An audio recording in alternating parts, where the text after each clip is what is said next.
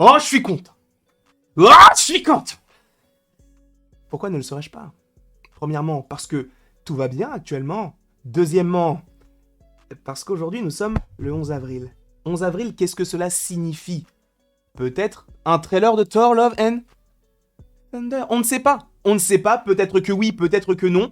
Aujourd'hui, en ce 11 avril 2022 à 11h22, pour l'instant, moi je te fais une petite vidéo théorique qui sera peut-être caduque dans quelques heures si jamais il y a bien quelque chose à l'arrivée concernant ce petit quatrième et possiblement dernier film sur Thor, mais ça, on en parlera incessamment sous peu, je crois, demain, si jamais le trailer sort. Parce qu'en fait, j'ai fait une vidéo il y a de cela quelques semaines qui devrait arriver en fait au même moment que le trailer.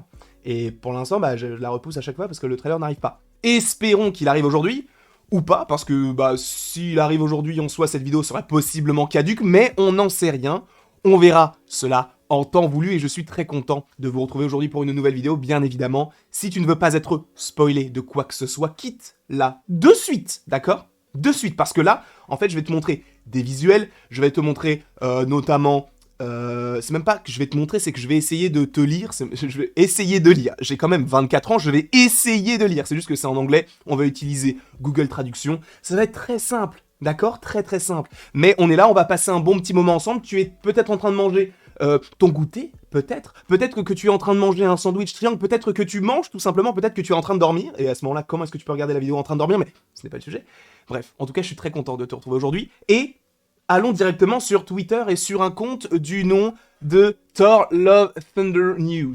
Je pense que, voilà, on est clairement sur un compte Twitter qui relaie quelques informations, quelques rumeurs, donc évidemment, lien en description, et cliquons déjà sur la première image. Alors évidemment, tu vas me dire, mais j'ai déjà vu ça, je sais de quoi ça parle, etc., pas besoin de...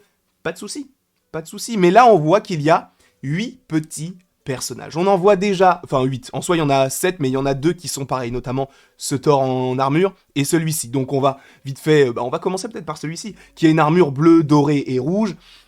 Ça on l'avait déjà vu par rapport aux différentes photos, par rapport à des jouets, par rapport à des déguisements, par rapport à des produits dérivés. Donc ce n'est pas forcément ce qui va nous intéresser. Ce qui va nous intéresser premièrement, c'est que celui qui m'a le plus marqué dès le début, sur lequel mon regard s'est porté, c'est le petit Groot, donc Teenage Groot, donc on suppose que cela est dans la continuité peut-être d'un Avengers Endgame, donc peut-être que par rapport à ce que l'on a aujourd'hui en termes de temporalité Marvel, peut-être que Thor Love and Thunder se déroulerait peut-être aux mêmes alentours que WandaVision, donc peut-être qu'on retournerait possiblement en 2023, possiblement, alors après à voir, puisque on sait qu'à la fin d'Avengers Endgame, Thor part avec les gardiens, on a Nebula, Groot, Mantis, Star-Lord et Rocket, et là on a Groot, et on a un autre gardien qui n'est autre que Star-Lord. Alors, visiblement, par rapport à la pilosité, par rapport à ses cheveux, on peut supposer que cela se passe après, puisqu'on a l'impression qu'il a plus de cheveux, enfin en tout cas, ils ont poussé. Alors, est-ce que le film Les Gardiens 3 et Thor Love and Thunder se dérouleront à peu près au même moment, ou est-ce qu'il y aura vraiment une petite césure entre les deux films? Ça, ce sera à voir, évidemment, donc on n'a pas plus d'informations sur ces deux personnages des gardiens. Cependant, sur tous les autres, quasiment, on a des informations, mais celui qui va m'intéresser énormément, c'est ce petit personnage de Gorr. Alors je ne sais pas, je crois qu'on a de meilleurs visuels, oui, on a de meilleurs visuels, donc on va directement aller juste sur celui de Gorr pour commencer, bien évidemment. Alors, joué par Christian Bale, donc ça c'est le premier aperçu du personnage avec son épée, très très stylée, c'est génial. Moi, ce qui m'intéresse en fait beaucoup par rapport à ce personnage-là, c'est que, en fait, on reconnaît Christian Bale, et je comprends que certaines personnes ne soient pas forcément contentes, entre guillemets, de se dire, en fait, il ressemble pas réellement au personnage de Gorr que j'attendais. Sachant que Gorr, de base, il a des sortes de petits tentacules, etc.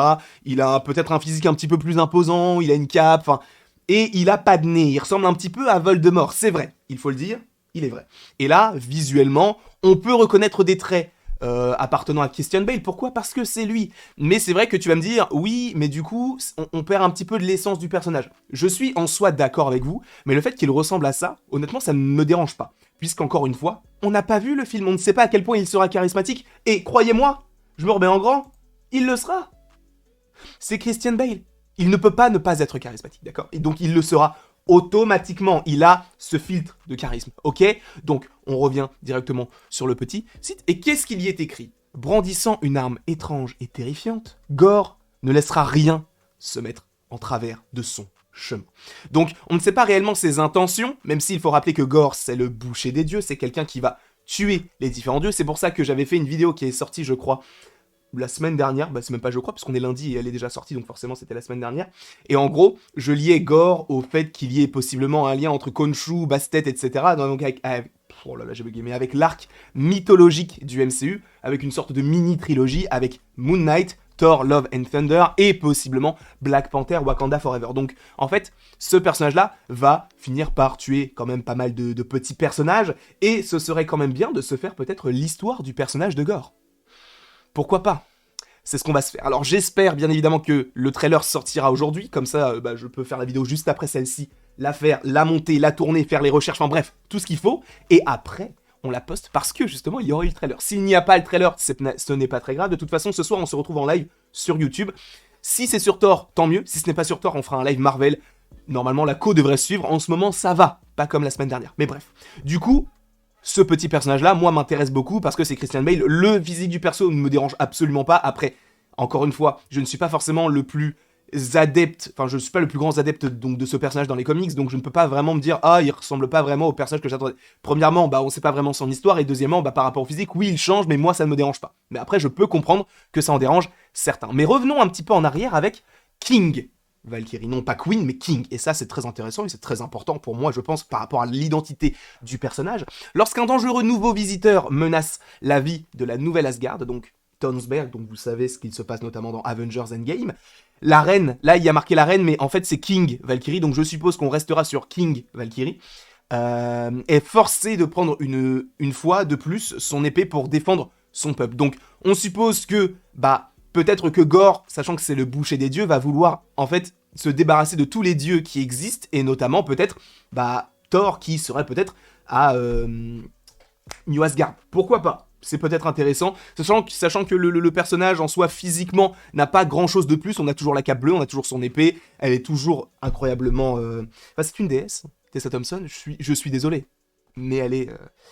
C'est une de mes muses, sachant que j'en ai pas beaucoup, enfin si, je suis amoureux de beaucoup de personnes sans que ces personnes ne le sachent, mais un jour peut-être qu'elles le sauront. Là, on est sur Mighty Thor. Mighty Thor joué donc par cette actrice que je ne porte pas réellement dans mon cœur, Nathalie Portman, qui revient donc, et là c'est très intéressant parce qu'on pouvait se dire, mais est-ce que c'est une Thor d'un autre univers? On ne sait pas. Pour le coup, pour l'instant, on a l'impression que c'est la même. La vie de Jane Foster est changée à jamais lorsqu'elle se retrouve mystérieusement en possession du marteau Mjolnir et du pouvoir du puissant Thor, donc c'est bien Mighty Thor. On voit bien, on le savait déjà, que le marteau est supposément le même qu'il y a donc dans Thor Ragnarok, enfin en tout cas le même Mjolnir qu'il y a dans le MCU et qu'il a été donc réparé, possiblement par le nain Eitri. Ce serait cool de revoir Peter Dinklage dans le rôle de ce personnage. En tout cas, je t'avoue que j'ai encore des doutes concernant ce perso, parce que je suis pas fan du perso et je ne suis pas fan de l'actrice, mais tout ce que j'attends, c'est que ce film me fasse mentir et que je me dise « Oh putain, s'il y a un Thor 5, je veux que ce soit Jane Foster ». C'est tout ce que je demande, vraiment. Et là, on suppose, par rapport à la coupe de cheveux, qu'elle est devenue blonde. Alors, est-ce que c'est en lien avec Thor? Honnêtement, je ne pense pas.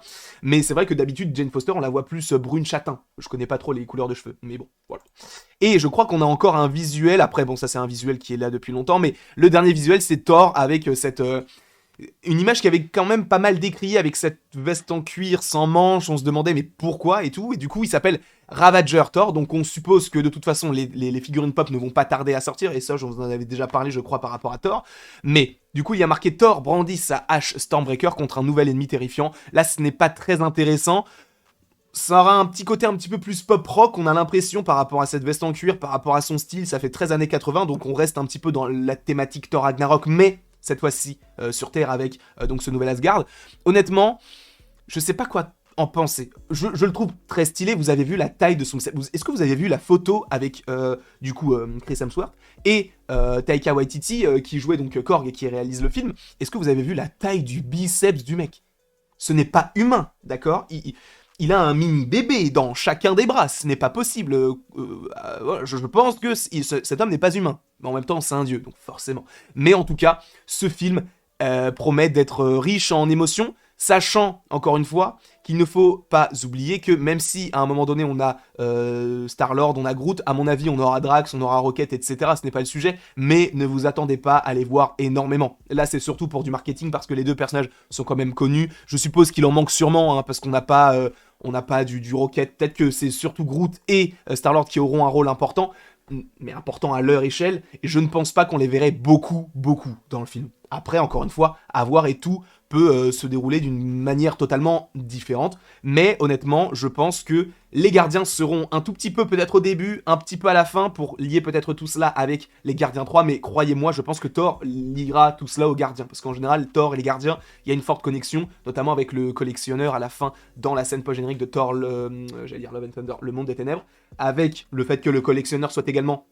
le film, soit également dans le film Les Gardiens de la Galaxie, et on sait que de toute façon, vu que cela se passe dans l'espace, etc., même par rapport au fait que Thor soit quand même pas mal lié à Rocket et Groot, notamment dans Infinity War, voilà, ça me semble un petit peu logique par rapport à tout cela. En tout cas, merci beaucoup d'avoir regardé cette vidéo, peut-être qu'elle sera caduque, enfin, caduque non, mais peut-être qu'elle sera dans la continuité, espérons, d'une autre vidéo en lien avec Thor, espérons la réaction au trailer et l'analyse plan par plan, ce serait cool, parce que là, frérot, le film il sort dans moins de 3 mois, et on n'a rien.